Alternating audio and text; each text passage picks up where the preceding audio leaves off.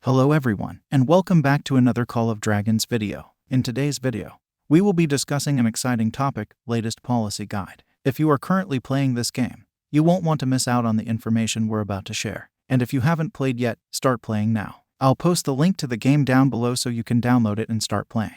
So as you all heard, the Call of Dragon team introduced a new method of healing to the game known as Elixir Healing, which replaced already existed free healing, by which many of the gamers are confused on which policies should I go for the new season. That's why I'm here with the perfect guide for you regarding the new policies. So what is policies in Call of Dragons? It's basically a method of research which unlocks some additional military, healing, and economic benefits to you other than the already existing researches in the game through the Hall of Order. So if you ask me then what makes policies different from this College of Order, then I would say there is a big difference which affect every player because the policies reset every time when a season ends or if you use Resurgence to teleport to another region in a server, whereas the original research through College of Order will not change at all once the research is done. That makes the policies a bit more strategically to choose for the progression of game each season. Policies section is unlocked at a certain level of Hall of Order. I don't remember which level, approximately 8 to 11 I think. Anyway, the policies can be found in the notice board in your city. If you click on that, you can see that there is a bunch of military-based,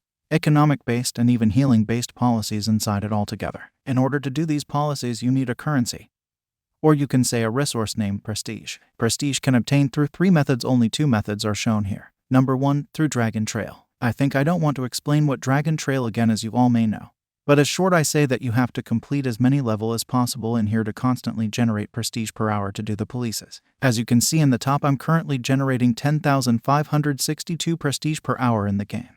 So I will explain what all things you should focus here in order to obtain as much prestige as possible in early game. If you click on any of the level in Dragon Trail, you can see an info button in top. Click on it. You can see that based on the amount of star you have obtained while completing the levels, your speed of generating prestige increases. Like if you see here in level 76, if I clicked info button, I am only getting 60 prestiges per hour for 1 star. If I have completed this stage with 3 star, I would have got 100 prestige per hour. So my suggestion to you guys, if you are new to this game or if you're playing new season, you should take your dragon level as max as possible. My ideal suggestion would be to complete the Dragon Trail to at least level 50 by 2 or 3 days of the start of season. Also try to get 3 star on as much level as possible. If you get 1 star and can't do star 3, just leave it there for that day and advance to next level and come back for it next day to try it for 3 star. By this way you can generate more prestige to do your policies. Number 2, through Behemoth Acolytes. Behemoth Acolytes are some guardian darklings that can be seen surrounding every behemoth layers unlocked, which on defeating provide these prestige as well as mana stone with certain buff.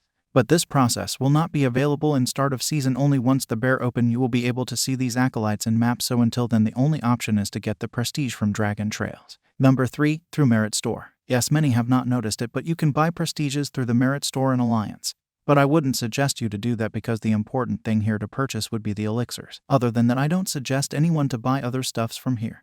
But for your information, I am saying that prestiges can be purchased from Merit Store. So these are ways you can get the prestige in order to policies. If I have missed any points here, let me know in comment section. Moving to next, let's see what are the important policies you should focus on, and what's the good path of investment to do the policies. Let's go to the city and click on the notice board and then click on policies. So here the important policies you should focus in the game are. Number 1, the healing policies. There are mainly 2 ways to go for healing here. One is through daily resource healing and the other way is through elixir production. As I have used both the policies before, I would suggest the best way for any player in the game, whether it be free to play, mid spender, or even high spender, you should definitely choose elixir production. Because if you are like me, the one who comes from the game Rise of Kingdoms where we do healing based on resources, you will have chance that you go for resource healing. From my experience, I would say I have gone to that path and learned that as you progress in the game and unlock T4 troops and have a huge war, the resources to heal troops in hospital becomes a pain in the ass. It means you should be needing a huge amount of resources to heal your troops even for a single march. Whereas in the case of Elixir Healing, which is the new way of healing brought up in the game, replacing the beautiful free healing we had, which I miss now,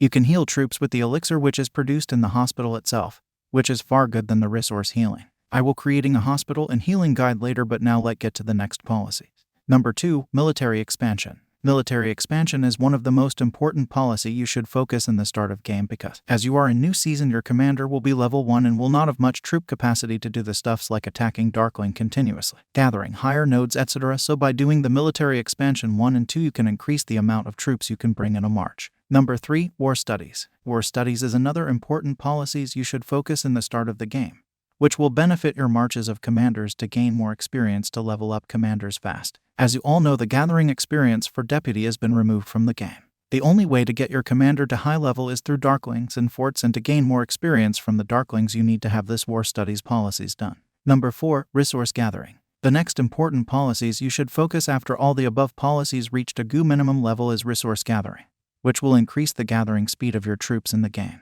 Gathering is an important part of the game since the upgrades, research, and troop training require a good amount of resources. So that were the important policies you should focus on the game. Now let's get into the roadmap for policies, which I suggest you to get early in the season. The first thing you should do whenever you unlock the policies or enter a new season is to get all your policies unlocked as fast as possible. The thing I meant is take every policies to level 1 at least minimum before focusing on any important policies I mentioned. That is, start from military expansion and targeted tactics to all the way to the healthcare reforms and medicine stockpiles level 2. In between there are some policies which may require other policies to take into level 5.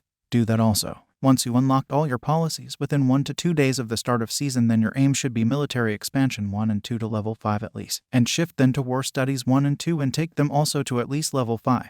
Then you go for the healing policies and take it to level 10 minimum, and then go on with maxing in the order I mentioned in the top policies. If your situation in new season is not so good, like you are having a huge war ongoing, then the order of investing in policies is as follows. Take your military expansion 1 and 2 to level 5. Then shift focus to healing policies and take them to level 10, then come back to military expansion and take them both to level 10. Then go back to healing and then go on with maxing in the order I mentioned in the top policies. You should completely avoid the war studies at the start if your situation is bad in the season. Start with wars and stuff.